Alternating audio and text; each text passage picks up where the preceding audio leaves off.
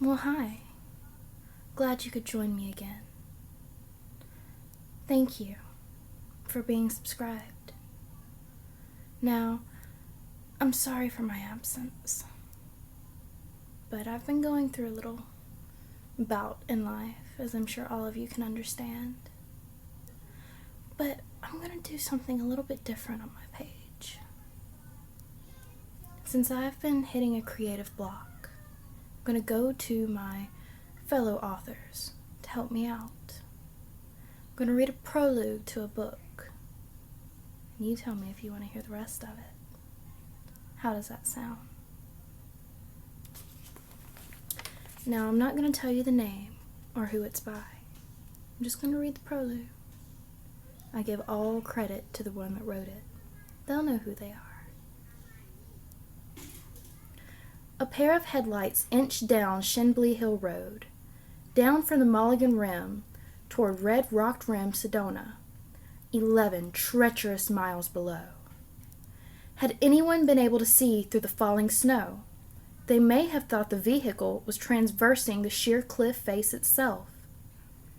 Less than half a mile from the top, at a spot where the road made a hairpin turn back into a canyon, an older model Chevy Yukon came to a stop.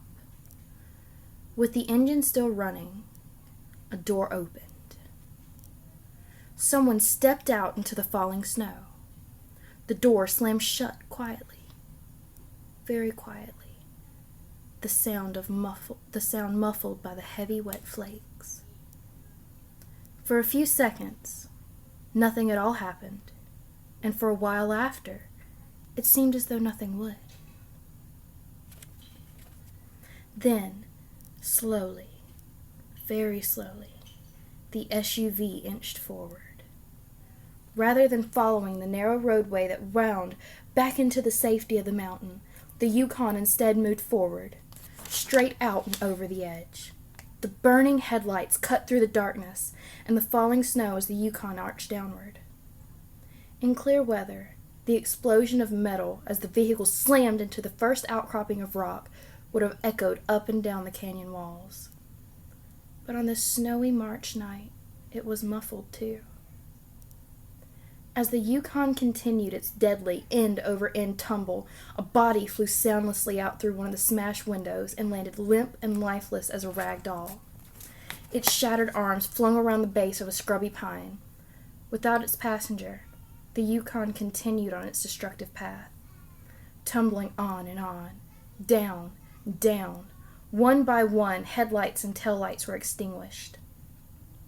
When the vehicle finally came to rest, the interior dome light came on, briefly. After a few minutes, that too went out. Then there was silence. Utter silence. On the snow-covered track far above, a single person stood and watched, peering through the snow, searching for any sign of life coming from the scattered wreckage.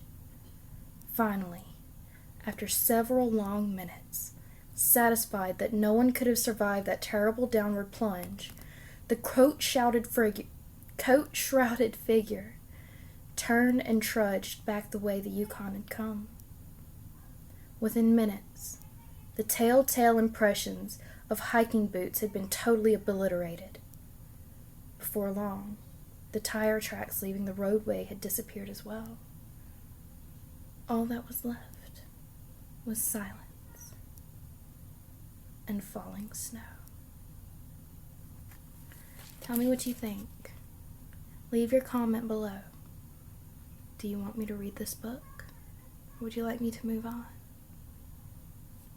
Sweet nightmare.